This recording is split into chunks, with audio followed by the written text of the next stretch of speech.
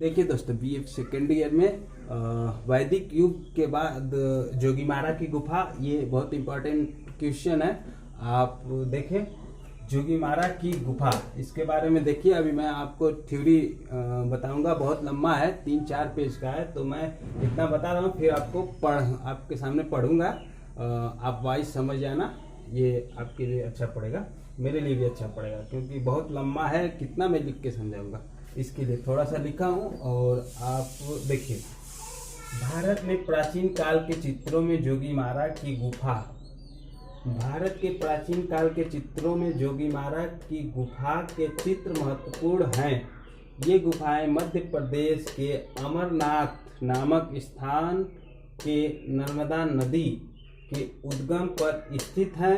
नर्मदा नदी का उद्गम तीर्थ स्थान है। नर्मदा नदी का उद्गम जो है वो तीर्थ स्थान है, और जोगीमारा की गुफा नर्मदा नदी के स्थान पर स्थित है। जहाँ पर ये गुफाएं स्थित हैं, ये स्थान सरगुजा जिले में पहाड़ी पर स्थित है। सरगुजा जिले में पहाड़ी पर, बताता हूँ, बहुत लंबी थ्योरी है, और ध्यान से आप वॉइस के सहारे आप वो कर सकते हैं, आप लिख सकते हैं थ्योरी, और सुन भी सकते हैं। एक बार सुन लेंगे तो आपको अच्छा पड़ेगा। देखिए, यह स्थान नर्मदा नदी के उद्गम तीर्थ स्थान है। जहाँ यह स्थान नर्मदा नदी का उद्गम तीर्थ स्थान है, जहाँ पर ये गुफाएं स्थित हैं, जहाँ पर ये गुफाएं स्थित हैं। यह स्थान सरगुजा जिले में पहाड़ी पर स्थित है। ये गुफाएं 300 ईसा पूर्व की निर्मित हैं। ये गुफाएं 300 ईसा पूर्व निर्मित हैं, और अजंता गुफा से प्रचलित है। ये गुफाओं की शैली सांची शैली है। इन गुफाओं की शैली सांची शैली है। जोगीमारा भारतीय संस्कृति का धर्म से घनिष्ठ संबंध है। जोगीमारा गुफाओं का धर्म से घनिष्ठ संबंध है। इसी से कलाकारों में अपनी संस्कृति में अमिट छाव लगने के लिए जोगीमारा की दीवार पर अपने मनोभावों को व्यक्त किया, क्योंकि भारतीय कला को प्रशंसनीय करना चाहते थे।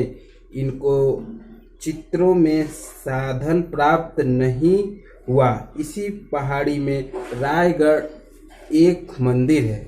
इसी पहाड़ी में रायगढ़ में एक मंदिर है, जिसमें एक मंदिर में सीता, राम, लक्ष्मण की मूर्ति है। बाहर एक योद्धा की मूर्ति है, खड़ी है, जिसके पैर बड़े बनाए गए हैं। देखने पर ये एक रक्षक या देवता भी हो सकता है। यहाँ एक किवंदती है। राम के वनवास के दिनों में राम, लक्ष्मण, सीता कई दिनों तक ठहरे थे। मंदिर के पीछे बड़ी गुफा है, जिसमें वरिष्ठ गुफा, सिद्ध द्वार, सुदनुका, लक्ष्मण बगाड़ा, सीता बगाड़ा गुफाएं हैं। इन गुफाओं में किसी प्रकार के चित्र नहीं मिलते, केवल जोगीमारा गुफा के चित्र मिलते हैं। अब देखिए दोस्तों, आगे क्या लिखेंगे, इतना आप देख लिए। अब देखिए, आगे हम हेडिंग डालेंगे जोगीमारा गुफा के चित्र। जोगीमारा गुफा के चित्र, देखिए, जोगीमारा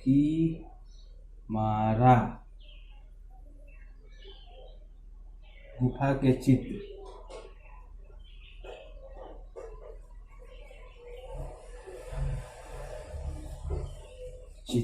बहुत लंबा है, जल्दी जल्दी सुने और ध्यान से सुनिएगा, ये इंपॉर्टेंट है।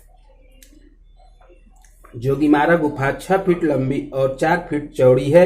गुफा का द्वार बहुत ही छोटा है। ऐसा मालूम पड़ता है कि मनुष्य द्वारा निर्मित नहीं है, क्योंकि इसके द्वार से छोटा बच्चा भी नहीं जा सकता। इस गुफा की छत बहुत नीची है, जो हाथ से छुई जा सकती है। गुफा के नीचे 7 भागों में बांटा गया है। गुफा के चित्र 7 भागों में बांटे गए हैं। चित्रों में अधिकांश भाग सम्य है, लपेट से नष्ट हो गए हैं। लपेट से नष्ट हो गए हैं। इनके अतिरिक्त अन्य चित्रों को पुनः ऊपर से रंग भरकर सुधारने की निष्फल चेष्टा की गई है। ऊपर से लगाए गए रंग तथा गुफाएं अलग अलग दिखाई पड़ती हैं। रेखाओं से पता चलता है कि इस गुफाओं में 3 भाग हैं और समतल मैदान में गुफा के एक कोने कटोरे नुमा गड्ढा है जो निरंतर पानी के बूंदों के टपकने से बना है। ऊपर से पास वाली गुफा से एक छेद है जो संभवतः प्रकाश के लिए किया गया है। मंदिर से गुफा तक एक चौड़ी सड़क है जिसका नाम हाथी बोल है। एक गुफा से एक चौड़ी सड़क है जिसका नाम हाथी बोल है जो 180 फीट लंबी है। अपने नाम के अनुरूप चौड़ी है। यह गुफा वरुण देवता की मंदिर थी। यहाँ पर पशु पक्षी स्त्री पुरुष मकान तालाब आदि का है। स्वर्गीय आशित कुमार हालदर ने इस चित्र को 7 भागों में बांटा है। अब देखिए यहाँ से 7 भाग इंपॉर्टेंट है। पूछेगा कि जोगीमारा गुफा के चौथे गुफा के बारे में लिखिए, कौन से चित्र हैं, क्या है। पहले गुफा के बारे में लिखिए, कौन से चित्र कहाँ है। 2 नंबर, 1 नंबर, 4 नंबर पूछ सकता है। तो अब यहाँ पे हेडिंग आप डालेंगे पहला चित्र।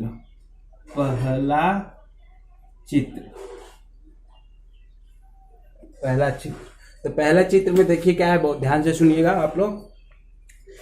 इस दृश्य में कुछ आदमियों की आकृतियां तथा हथनियों के चित्र अंकित किए गए हैं। इन चित्रों में नदी के जल का अनुपम लहरदार रेखाओं में किया गया है। कदाचित ये मछली नहीं मगर है। लहरदार अंकित किया गया, कदाचित ये मछली नहीं मगर है। यहाँ एक चित्र गजगृह की पौराणिक कथा से चित्रित है। इतना गुफा नंबर 1 में है। ये चित्र है ये। अब देखिए चित्र नंबर दूसरा। अब ऐसे ही पहला की जगह दूसरा चित्र डालेंगे हेडिंग, उसके बारे में लिखेंगे। इस चित्र में कुछ व्यक्ति एक वृक्ष के नीचे बैठे हैं जो विश्राम कर रहे हैं। इस वृक्ष में 3-4 टहनियां में 1-2 पत्ते हैं जो लाल रंग से बनाए गए हैं। वृक्ष का तनाव मोटा तथा सरल है। लाल रंग की टहनियां तथा वृक्ष का तनाव मोटा तथा सरल है। ये गुफा नंबर 2 है। अब गुफा नंबर 3 में इतना लिखेंगे।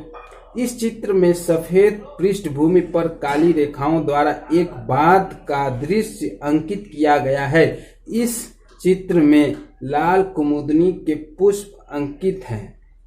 एक युगल इन पुष्पों के ऊपर नृत्य कर रहा है। यह युगल लाल रंग से बनाए गए हैं। अब देखिए गुफा नंबर 4। गुफा नंबर 3 हो गया। गुफा नंबर 4 में देखिए, इस चित्र में गुड़िया जैसे बौने के अनुपम रहित मनुष्य चित्रित हैं। इस चित्र में एक मनुष्य के सिर पर चोंच बनाई गई है। बौने के अंकन की परंपरा भारतीय मूर्तिकला तथा चित्रकला में बहुत प्राचीन है। चित्र नंबर 5। इस चित्र में एक स्त्री लेटी हुई है, संभवतः नर्तकी है, और उसके चारों ओर गायनवाद में रत कुछ अन्य मानवाकृतियां पालथी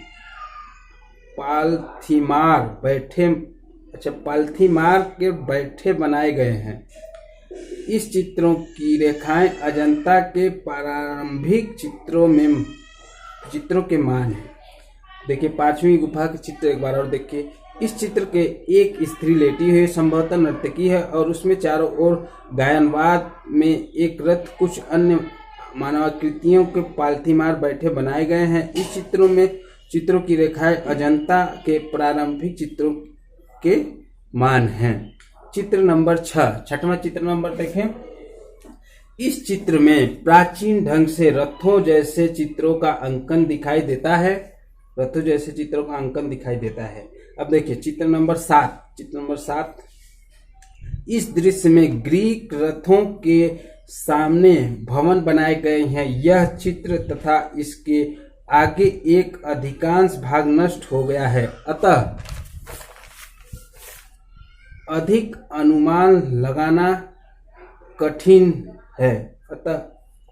अनुमान लगाना कठिन है। ये चित्र नंबर 7 था और हलधर कुमार ने 9 चित्रों का जिक्र किया है। 7 आप लिख देंगे बहुत हो जाएगा।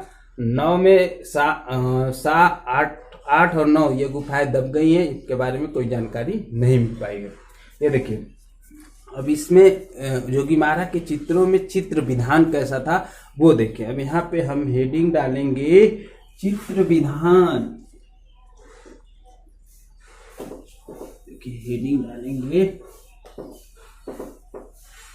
चित्र विधान।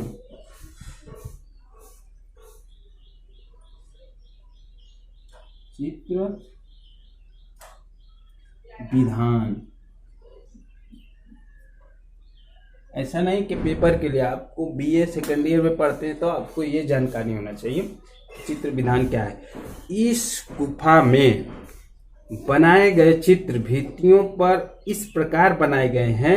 भित्ति मतलब समझ रहे हैं ना, दीवार मतलब छत की भित्ति हो गई, दीवार मतलब दीवार से सटा हुआ।